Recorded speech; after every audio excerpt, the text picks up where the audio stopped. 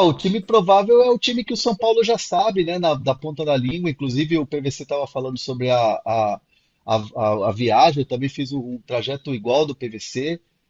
E é curioso como você conversa com os torcedores já sabem o São Paulo das Copas, né, o time titular do São Paulo, né, que é o São Paulo com o Rafael, com o Rafinha, com o Arboleda, o Alan Franco e o Wellington. Aí Luiz Gustavo Bobadilha, e aí você tem Luciano, Lucas, Ferreirinha e Caleri. É o time que é o titular do São Paulo, é o time que o Zubeldia encontrou, claro, obviamente sem Alisson e sem Pablo Maia, que vão só voltar na temporada que vem. Então é um time que o São Paulo confia, é um time que o torcedor já sabe escalar do 1 ao 11. E nem adianta assim pensar, mas poderia mexer no time. Esse é o time, é o melhor que o São Paulo tem hoje e é o que o São Paulo está desempenhando, por exemplo, na Copa do Brasil. E o time que o Zubeldia também achou nos últimos jogos de Libertadores, em que o São Paulo conseguiu ali a classificação, até que tranquila, pelo que se desenhava no começo da Libertadores do São Paulo, quando estava com Carpini, quando ainda tinha Rames, aquela coisa toda. Então, assim, é um torcedor confiante nesse time e é um time que o torcedor sabe escalar, que chama bastante atenção, né? Fazia tempo que o São Paulo não tinha um time, um 11 onde você falava, não, esse é o time titular. Talvez o da Copa do Brasil, evidentemente, mas isso dá confiança para o torcedor. Mérito muito do Zubeldia, né, PVC? Muito. E hoje, o jogo do São Paulo deve passar muito pelo Ferreirinha, que é, que é um dos titulares novos com o Zubeldia. Né? À medida em que o tempo foi passando, foi se definindo a linha de três homens atrás do Caleri, que é Lucas pela direita, Luciano por dentro e Ferreirinha pela esquerda, em comparação com o time da Copa do Brasil do ano passado, quando o Rodrigo Nestor fazia o lado esquerdo para forçar o jogo por dentro e libertar o corredor, liberar o corredor para o Wellington jogar. Dessa vez é o Ferreirinha. E tem uma confiança muito no jogo do Ferreirinha hoje à noite, porque o entendimento da comissão técnica do São Paulo é de que o Lozano, lateral direito do Nacional, é fraco, é lento, não tem mobilidade e que pode ser uma vítima, pode ser um alvo fácil para a velocidade e para o drible do Ferreirinha. Então o jogo do São Paulo vai passar muito pelo lado esquerdo.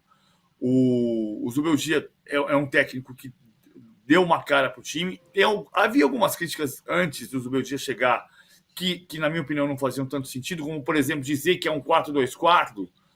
Ou você pode dizer que é um 4-2-4 se você pensar que o Lucas é atacante, o Luciano é atacante e o Ferreirinha é atacante. Mas o time se compacta e não joga num 4-2-4, embora tenha quatro jogadores com vocação ofensiva. Então isso é muito o trabalho que está sendo feito. O São Paulo está muito forte. Eu acho que o São Paulo tem... Desde quando? Desde 2009 o São Paulo não tinha tanta chance real de ganhar a Libertadores. Não, 2016 tinha, né? 2016 chegou na semifinal contra o Atlético Nacional, mas chegou meio aos trancos e barrancos, fez uma primeira fase difícil. Eu acho que hoje tem mais chance de ganhar a Libertadores do que tinha em 2016, época em que foi semifinalista contra o Atlético Nacional. Mas Concorda, o Nan? PVC, eu vou te falar uma coisa. Eu vou trazer um bastidor interessante que acho que ilustra um pouco dessa questão do que o PVC está falando. Obviamente é uma análise, mas internamente no São Paulo não se tem esse favoritismo. O que o São Paulo tem de trunfo para essa Libertadores e que serviu para a Copa do Brasil, e é uma pergunta que eu sempre faço à cúpula ou pessoas da comissão técnica, enfim, quem está lá no São Paulo no dia a dia. A minha pergunta é sempre essa: por que que o São Paulo é tão forte em jogos grandes, em jogos de mata-mata, jogo de Copa, e oscila no Campeonato Brasileiro, por exemplo, o mesmo time às vezes não vai bem jogando no Morumbi. Morumbi lotado, tal, já deixou escapar resultados. Então, assim, o meu questionamento é por que que esse time é tão forte em Copas? E aí a resposta que eu ouvi foi: é porque o São Paulo trabalhou ao longo dos anos a mudança do perfil de elenco. Então, por exemplo, quando o time tem um resultado ruim numa Copa, os caras se matam no vestiário no bom sentido. Então, assim, o Rafinha é um cara que briga, o Rafinha é um cara que exige muito. O Caleri é um cara que briga muito dentro do vestiário quando o time não joga bem.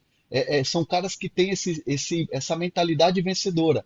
E aí, quando você chega um Lucas, que antes era um garoto, que mal falava no vestiário, mas 10 anos de jogando na Europa, jogando Premier League, jogando as principais competições, hoje é um cara que fala dentro do vestiário. Por mais que assim você pense, o Lucas é um perfil mais aquele cara mais tranquilo, mais sereno, é um cara que fala firme no vestiário, que cobra, que exige. Então a mudança de perfil de elenco encaixa com jogos eliminatórios, encaixa com Copa. Então o torcedor do São Paulo pode interpretar da seguinte maneira: é um time que está se preparando para ser campeão. Ninguém internamente no São Paulo coloca o favoritismo no time, no clube, no São Paulo, porque sabe que a Libertadores tem times mais fortes. Mas é um time que está se preparando para isso e é um time que está pronto para chegar e conquistar de novo, como foi na Copa do Brasil. Então a mudança do perfil de elenco, da personalidade dos jogadores, é a chave para essa resposta que eu perguntei lá no São Paulo. Agora, no meio do caminho, PVC, tem um Palmeiras e São Paulo em domingo, 4 da tarde, e vai depender muito do que vai acontecer nos jogos, que vai acontecer no jogo de hoje, né? Porque o de Palmeiras a gente vai falar daqui a pouquinho, esse 2-1 contra o Botafogo. O São Paulo tem um dia a menos de preparação para o Clássico, mas hoje, chegando no hotel do São Paulo, um dos funcionários, não diretores nem jogadores, um funcionário do São Paulo, se aproximou de mim e falou assim: foi bom pra gente esse resultado de ontem do Palmeiras. Foi por quê? Porque o Palmeiras vai com time reserva contra o São Paulo no domingo. Quase certeza de que vai com time reserva contra o São Paulo no domingo. Então, o raciocínio não é um raciocínio da diretoria, da cúpula, não se trata disso. Tem ninguém ali de cúpula tendo um comportamento de torcedor nesse caso, mas funcionário sim. E o entendimento é, o cara disse que chegou do treino, se preparou para ver o jogo Botafogo e Palmeiras, se cobriu no frio de Montevidéu, devia estar uns 9 graus ontem à noite, e cochilou, e não viu o jogo. E quando acordou, estava terminando o jogo, olhou e falou: 2-1 Botafogo. Nossa, bom pra gente. Porque o Palmeiras vem com o time reserva contra o São Paulo no domingo. Esse foi o raciocínio desse funcionário com o qual eu conversei.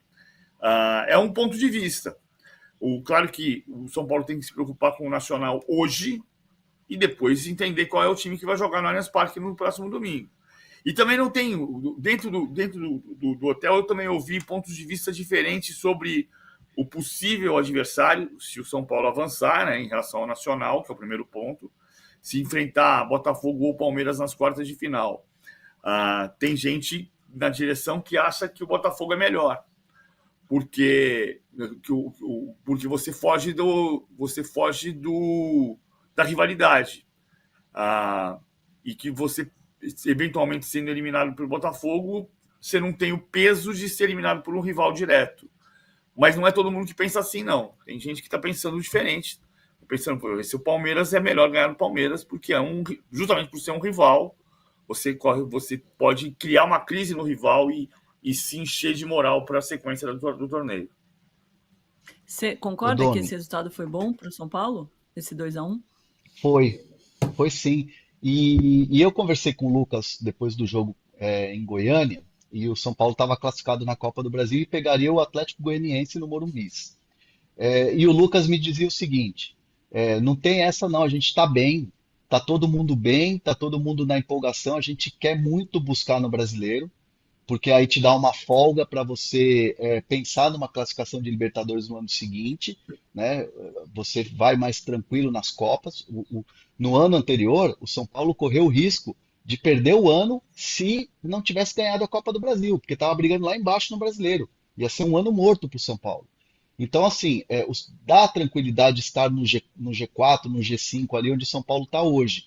Por quê? Você vai com tudo nas Copas e você tem a possibilidade de classificar caso seja eliminado Copa do Brasil e Libertadores. Então, o pensamento dos jogadores, no que o Lucas me disse, foi muito isso: a gente tá bem, tem que ir para cima em todos os campeonatos, não é hora de descansar, não. Mas aí o Refis, que agora tem um coordenador que é o Felipe Marques, pensa cientificamente, pensa com a cabeça de fisiologista, preparador físico, médico. E logo depois da volta de Goiânia, foi dado um relatório para o Zubeldia dizendo: tem que segurar, principalmente Luiz Gustavo, Caleri. Pode segurar todo mundo, mas se segurar Luiz Gustavo, Caleri, já vou ficar satisfeito. Então, quem vai responder essa pergunta depois do jogo de hoje vai ser o Refis, É o Refis que vai dar ali pro Zubeldia, falar assim, ó, esse aqui não pode, esse aqui é melhor segurar, e o resultado, evidentemente, de hoje. Mas assim, o São Paulo está trabalhando cuidadosamente para não estourar ninguém. Mas ao mesmo tempo os jogadores estão querendo jogar. Se depender da decisão dos jogadores, vai time titular no Allianz Parque, porque eles querem ganhar do Palmeiras no Allianz Parque. É um confronto direto para quem está brigando lá em cima. Só que aí fica aquela dúvida, e aí a questão é equilibrar. E a resposta passa pelo Refis hoje. Muito bom, muita gente mandando mensagem aqui com placar, como Ian Noah falando 2-1 para o São Paulo hoje, que até um placar de 1-0 serve para o São Paulo.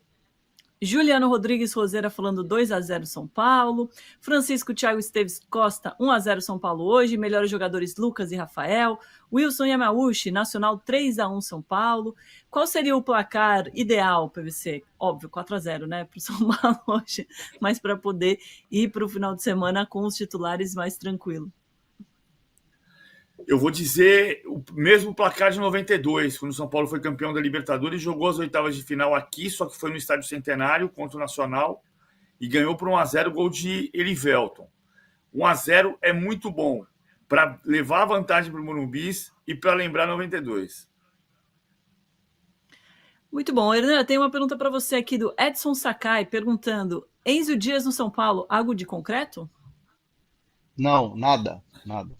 Chance zero. É jogador caro, é jogador muito caro e você tem que convencer o River Plate a vender. E tem críticas à nossa enquete aqui, com razão. Eu gosto quando vocês têm críticas construtivas, assim como o Gilson Gomes mandou um superchat para falar que quando o Botafogo conquistar algo, eu voto na enquete. Olha lá.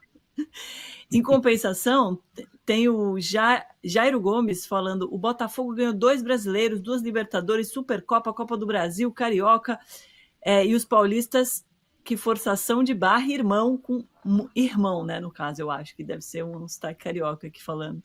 Você achou que a gente forçou na nossa enquete, PVC? Porque a minha ideia era comparar com os elencos, né? A gente colocava o Flamengo e o Palmeiras num outro patamar, que o Botafogo, agora, nesse momento do campeonato e das Copas, está ali.